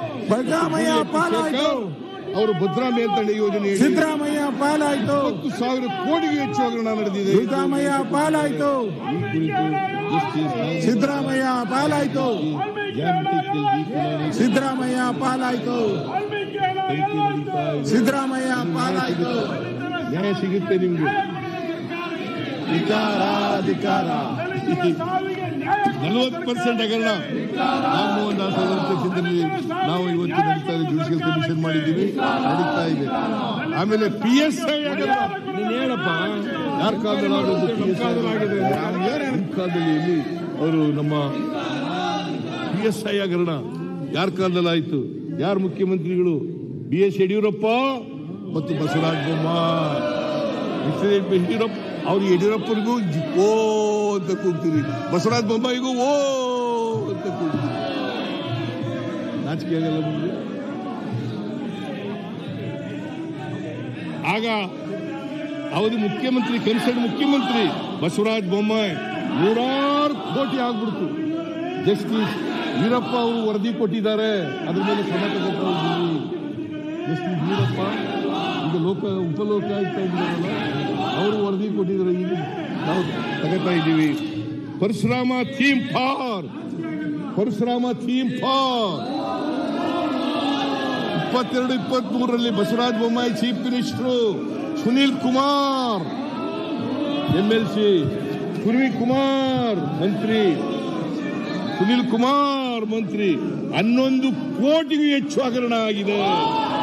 11 ಕೋಟಿಗೂ ಹೆಚ್ಚು ಹಗರಣ ಆಗಿದೆ. ಅವರು ಮಾತಾಡ್ತಾರೆ. ಬಿಟ್ಕಾಯಿನ್ ಹಗರಣ 21ರಿಂದ 23ರವರೆಗೆ ಯಡಿಯೂರಪ್ಪನವರು ಮುಖ್ಯಮಂತ್ರಿ, ಬಸವರಾಜ ಬೊಮ್ಮಾಯಿ ಅವರು ಮುಖ್ಯಮಂತ್ರಿ. ಬಸವರಾಜ ಬೊಮ್ಮಾಯಿ ಗೃಹ ಸಚಿವರಾಗಿದ್ರು, ರಾಜೀನಾಮೆ ಕೊಟ್ರ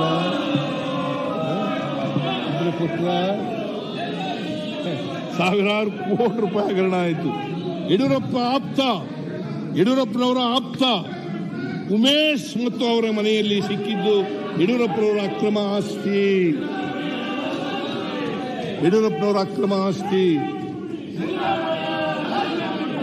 BS ಯಡಿಯೂರಪ್ಪನವರು ಮುಖ್ಯಮಂತ್ರಿ, 750 ಕೋಟಿಗೂ ಹೆಚ್ಚು ಹಣ ಸಿಕ್ತು ಅಲ್ಲಿ.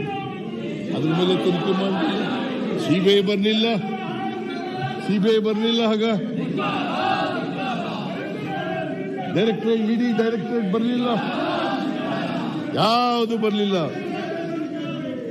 ಆಮೇಲೆ ಯಡಿಯೂರಪ್ಪ ಮತ್ತು ವಿಜೇಂದ್ರ ಕುಟುಂಬದ ಆದಾಯ ವಿರುದ್ಧ ಮೀರಿದ ಆಸ್ತಿ ಪ್ರಕರಣ 100 ಕೋಟಿ, ಅದರ ಮೇಲೆ ಏನು ತನಿಖೆ ಆಗಲಿಲ್ಲ.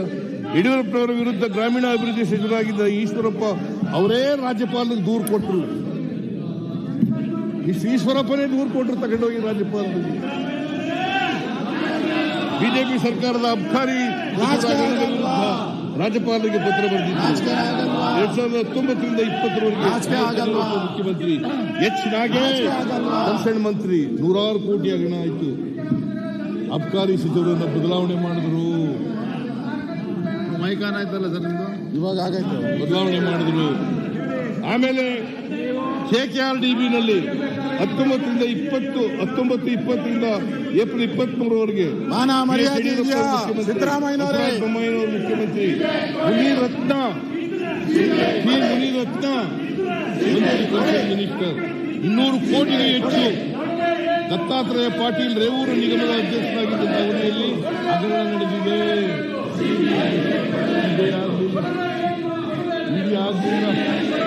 ಇಡಿ ಆಗಲಿಲ್ಲ.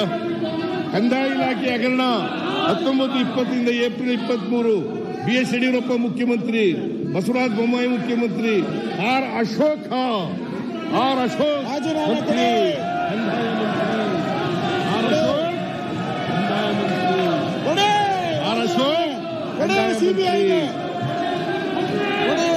ಶೃಂಗೇರಿಯ sub registrar HS Basavaraj, R Ashok ಕಂದಾಯ ಸಚಿವರಾಗಿದ್ದಾಗ ಅವರ ಆಪ್ತ ಸಹಾಯಕರು ಲಂಚ ಕೇಳಿದ್ದ ಪ್ರಕರಣ ಹಾಗೂ ಆರ್ ಅಶೋಕ್ ಅವರ ಆಕ್ರಮಣಕ್ಕೆ ಸಂಬಂಧಿಸಿದಂತೆ ಪ್ರಕರಣ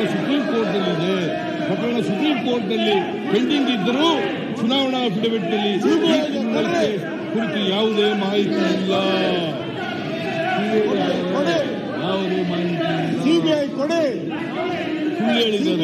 ಅಶೋಕ್ನವ್ರ ಮೇಲೆ.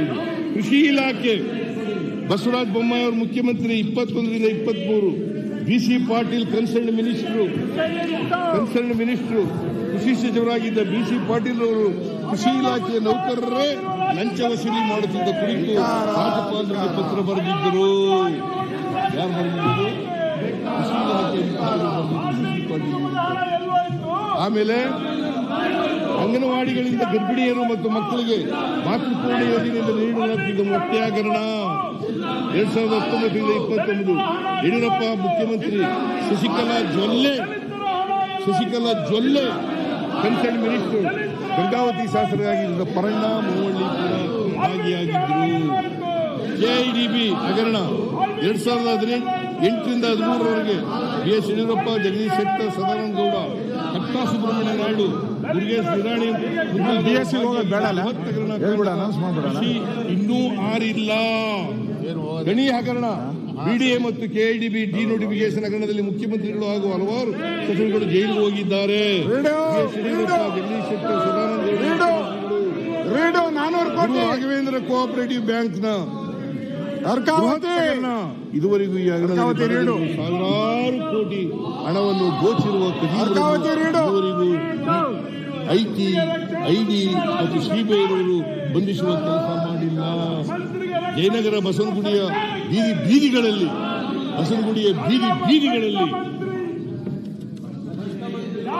ಕಳ್ಳರು ವಿಧಾನಸೌಧ ಪಾರ್ಲಿಮೆಂಟಿಗೂ ಆಯ್ಕೆಯಾಗಿ ಹೋಗಿದ್ದಾರೆಂದು ಮಾತನಾಡಿಕೊಳ್ಳುತ್ತಿದ್ದಾರೆ. ಬಗೆದಷ್ಟು ಬಿಜೆಪಿ ಸ್ಯಾಂಪಲ್ಗಳು ನಾನು ಹೇಳಿರೋದು, ಇನ್ನೂ ಬೇಕಾದಷ್ಟು ಇದ್ದಾವೆ ಹಗರಣಗಳು. ಇನ್ನು ಬಗೆದಷ್ಟು ಬಿಜೆಪಿ ಅವಧಿಯ ಲೆಕ್ಕ ಹಾಕಲಾಗದಷ್ಟು ಹಗರಣಗಳು ಬಯಲಾಗುತ್ತಲೇ ಇವೆ. ಈ ಹಗರಣಗಳ ಕುರಿತು ವಿವಿಧ ತನಿಖೆಗಳು ನಡೆಯುತ್ತಿವೆ. ಭ್ರಷ್ಟರು ಹಾಗೂ ಗುರುಳರು ಜೈಲಿಗೆ ಹೋಗುವ ದಿನಗಳು ದೂರವಿಲ್ಲ. ಆಮೇಲೆ ಅನುಬಂಧ 3 ನಮ್ಮ SIT ಅವರು ಇದುವರೆಗೆ ಮುಟ್ಟುಗೋಲು ಹಾಕಿಕೊಂಡಿರುವ ಮೊತ್ತ 14/2/24ರಂದು 8,22,62,000 ಸತ್ಯನಾರಾಯಣ ವರ್ಮಾ ಅವರಿಂದ, 16/2/2024 3,62,47,200 ಪದ್ಮನಾಭ JG ಅವರಿಂದ, 17/2/17ನೇ ತಾರೀಕು 2024 ಪದ್ಮನಾಭ JJ ಅವರಿಂದ, 18/2/2018ನೇ ತಾರೀಕು ನಾಗೇಶ್ವರರಾವ್ ಇಂದ 1,49,65,200 ಕೋಟಿ 200 ಲಕ್ಷ ಚಂದ್ರಮೋಹನ್ 26 ಲಕ್ಷ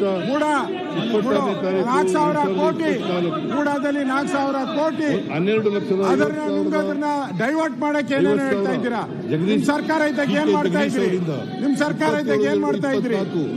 3,10,000 ರೂಪಾಯಿ ಸತ್ಯನಾರಾಯಣ ವರ್ಮಾ ಅವರಿಂದ, 28/2/2024 24 ಲಕ್ಷ ಸತ್ಯನಾರಾಯಣ ವರ್ಮಾ ಅವರಿಂದ, ಒಟ್ಟು 14,33,35,000 ನಗದು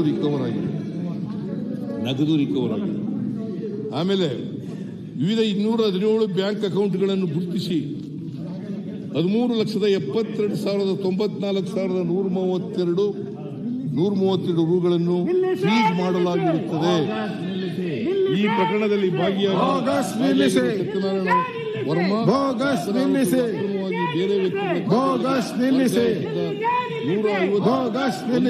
ಕೋಟಿ ಹಣವನ್ನು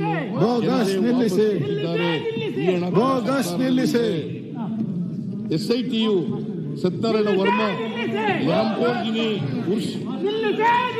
ನಾವು ಯಾವ ಕಾರ್ಗಳು ಗೊತ್ತಿಲ್ಲ ನಮಗೆ, ಲ್ಯಾಂಬೋರ್ಗಿನಿ ಎಂಬ ಕಾರನ್ನು ಬಿಗ್ ಬಾಯ್ಸ್ ಲಿಮಿಟೆಡ್ ಕಂಪನಿಯಿಂದ ಖರೀದಿ ಮಾಡಿದ್ದ. ಈಗ ಆ ಕಾರನ್ನು ವಶಪಡಿಸಿಕೊಳ್ಳಲಾಗಿದೆ. ಸಂತೆ ಭಾಷಣ ಬೇಡ ವಾಪಸ್ ಪಡೆದು 3,31,19,166 ಕೋಟಿ ರು ಹಣವನ್ನು ಸರ್ಕಾರಕ್ಕೆ ಮರಳಿಸುವುದಾಗಿ ಸಂಬಂಧಿತ ನ್ಯಾಯಾಲಯದಲ್ಲಿ ಅರ್ಜಿ ಸಲ್ಲಿಸಿರುತ್ತಾರೆ.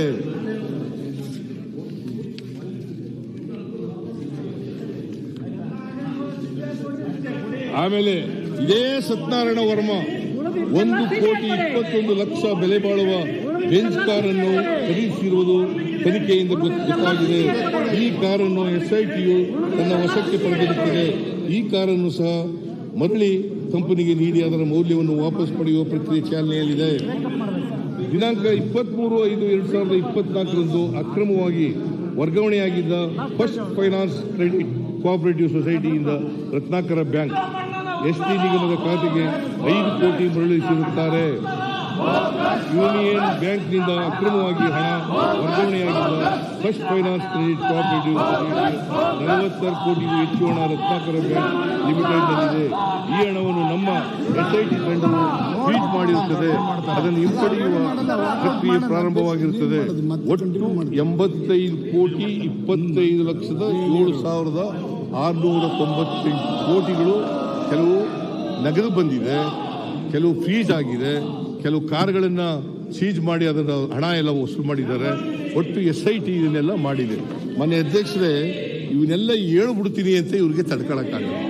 ಎಲ್ಲ ಜನಗಳಿಗೆ ಗೊತ್ತಾಗ್ಬಿಡ್ತದ. ರಾಜ್ಯದ 7 ಕೋಟಿ ಜನರಿಗೆ ಗೊತ್ತಾಗ್ಬಿಡ್ತದಲ್ಲ, 7 ಕೋಟಿ ಜನರಿಗೆ ಗೊತ್ತಾಗ್ಬಿಡ್ತದಲ್ಲ.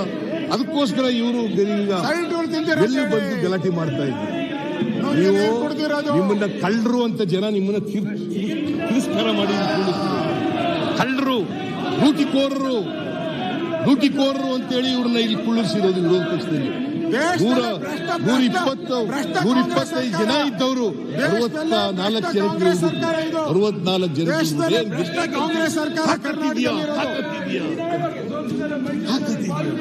ತಾಕತ್ತಿದೆಯಾ ಅಂತ ಏನಾಯ್ತಪ್ಪ ನಿಮ್ಗೆ?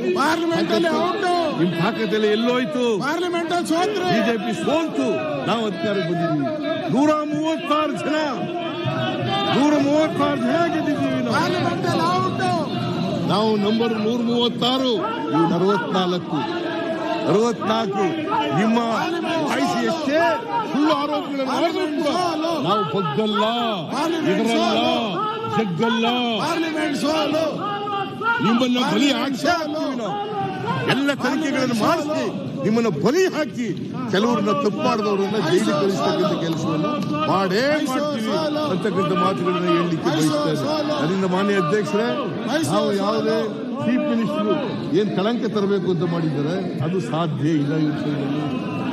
ಆಮೇಲೆ ಏನು ದಲಿತರು, ಪರಿಶಿಷ್ಟ ಜಾತಿಯವರ ಹಣ, ಪರಿಶಿಷ್ಟ ವರ್ಗದವರ ಹಣ ಲೂಟಿ ಹೋಗ್ಬಿಟ್ಟಿದೆ ಅಂತ ಹೇಳ್ತಾರಲ್ಲ. 187 ಕೋಟಿ 33 ಲಕ್ಷ ಅಲ್ಲ, ಅಷ್ಟು ಬ್ಯಾಂಕ್ ಬಂದಿರೋದು. ನ್ಯಾಷನಲ್ ಯೂನಿಯನ್ ಬ್ಯಾಂಕ್ ಆಫ್ ಇಂಡಿಯಾಗೆ ಬಂದಿರೋದು. ಅದರಲ್ಲಿ 89 ಕೋಟಿ 63 ಲಕ್ಷ 89 ಕೋಟಿ 63 ಲಕ್ಷ ಮಾತ್ರ ಆಂಧ್ರಕ್ಕೆ, ತೆಲಂಗಾಣಕ್ಕೆ ಹೋಗಿರೋದು. ಅದನ್ನ ರಿಕವರಿ ಮಾಡಲಿಕ್ಕೆ ಪ್ರಾರಂಭ ಮಾಡಿದ್ದೀವಿ ನಾವು. ಈಗ ಹೇಳ್ತೀನಿ ನಾನು, ಯಾರೇ ತಪ್ಪಿತಸ್ಥರಿದ್ರು ಕೂಡ, ಯಾರೇ ಕಳ್ಳರುಗಳಿದ್ರು ಕೂಡ, ಯಾರೇ ಲೂಟಿಕೋರಿದ್ರು ಕೂಡ ಅವ್ರಿಗೆ ಶಿಕ್ಷೆಗೆ ಒಳಪಡಿಸ್ತಕ್ಕಂಥ ಕೆಲಸವನ್ನು ಮಾಡ್ತೀವಿ. ಯಾರಿಗೂ ರಕ್ಷಣೆ ಕೊಡ್ತಕ್ಕಂಥದ್ದು ಪ್ರಶ್ನೆನೇ ಇಲ್ಲ. ಯಾರಿಗೂ ರಕ್ಷಣೆ ಕೊಡ್ತಕ್ಕಂಥ ಪ್ರಶ್ನೆ ಇಲ್ಲ. ನಾವು ಯಾವತ್ತೂ ಕೂಡ ಕರಪ್ಷನ್ ಜೊತೆ ಶಾಮೀಲಾಗಲ್ಲ, ಕರಪ್ಷನ್ ಜೊತೆ ಕಾಂಪ್ರಮೈಸ್ ಮಾಡ್ಕೊಳ್ಳಲ್ಲ. ಕರಪ್ಷನ್ ವಿರುದ್ಧ ಹೋರಾಟ ಅಂತಕ್ಕಂಥ ಮಾತುಗಳನ್ನ ಹೇಳಿ ಇವರು ಅವರ ತಪ್ಪುಗಳನ್ನು ಮುಚ್ಚಿಕೊಳ್ಳಲಿಕ್ಕೆ, ಅವರ ಕಾಲದಲ್ಲಾದಂತ ಕಳ್ತನ, ಲೂಟಿ, ಭ್ರಷ್ಟಾಚಾರ ಅದನ್ನು ಮುಚ್ಚಿಕೊಳ್ಳಲಿಕ್ಕೆ ಇವತ್ತು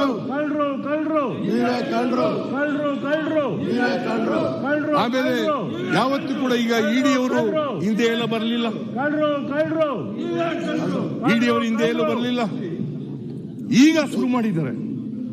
ಎಷ್ಟರ ಮಟ್ಟಿಗೆ ನಮ್ಮ ದಲಿತರ ಮಿನಿಸ್ಟರ್ಗಳು ಹೇಳಿದ್ರು, ಡೆಪ್ಟಿ ಚೀಫ್ ಮಿನಿಸ್ಟರ್ ಹೇಳಿ ಅಂತ ಹೇಳದ. ಇದನ್ನ ಇದು ಕಾನೂನು ರೀತಿ ಮಾಡ್ತಕ್ಕಂಥ ತನಿಖೆನ ಕಾನೂನು ರೀತಿಯ ಮಾಡಲಿ. We are not afraid of ED, we are not scared of ED, we are not scared of BJP, BJP. ಮಾನ್ಯ ಅಧ್ಯಕ್ಷರೇ, ಇಷ್ಟನ್ನ ನಾನು ಲಿಖಿತವಾಗಿ ಹೇಳಿದ್ದೀನಿ. ಅವೆಲ್ಲನೂ ಕೂಡ ರೆಕಾರ್ಡ್ ಹೋಗ್ಬೇಕು ಅಂತಕ್ಕಂಥ ನಿಮ್ಮಲ್ಲಿ ಮನವಿ ಮಾಡಿ ನನ್ನ ಮಾತುಗಳನ್ನು ಮುಗಿಸ್ತೇನೆ. ಇದೇ ನನ್ನ ಉತ್ತರ. ಈಗ ಆಯ್ತು, ಏನ್ ಮಾಡೋದು ಹೇಳ್ಬಿಡ್ಲ. ಈಗ ನಾವು ಈಗ ಬಹುಶಃ ಎಲ್ಲರಿಗೊಂದು ಮನವಿ, ಮಳೆ ಬಹಳ ಜೋರಿದೆ ಊರಲ್ಲಿ. ಮಾನ್ಯ ಅಧ್ಯಕ್ಷರೇ, ವರ್ತನೆಯಿಂದ ಅಸೆಂಬ್ಲಿ ಗೌರವ ಇದೆಯಲ್ಲ, ಗೌರವ ಹಾಳಾಗಿದೆ. ಸಂಪ್ರದಾಯ ಇದೆಯಲ್ಲ ಹಾಳಾಗಿದೆ. ಇವರು ವರ್ತನೆಯಿಂದ ಇವರು ಈ ತರ ವರ್ತನೆ ಮಾಡ್ತಕ್ಕಂಥದ್ದು ಬ್ಲಾಕ್ ಆಗ್ತದೆ. ಆದ ಕಾರಣ ಬಹುಶಃ ಇವತ್ತು ಒಬ್ಬೊಬ್ಬರು ಎಲ್ಲರೂ ಮಾತಾಡಬೇಡಿ, ಯಾರು ಒಬ್ಬೊಬ್ಬರೇ ಮಾತಾಡಿ. ಕೊಂಡನ ಮಾತಾಡಿ.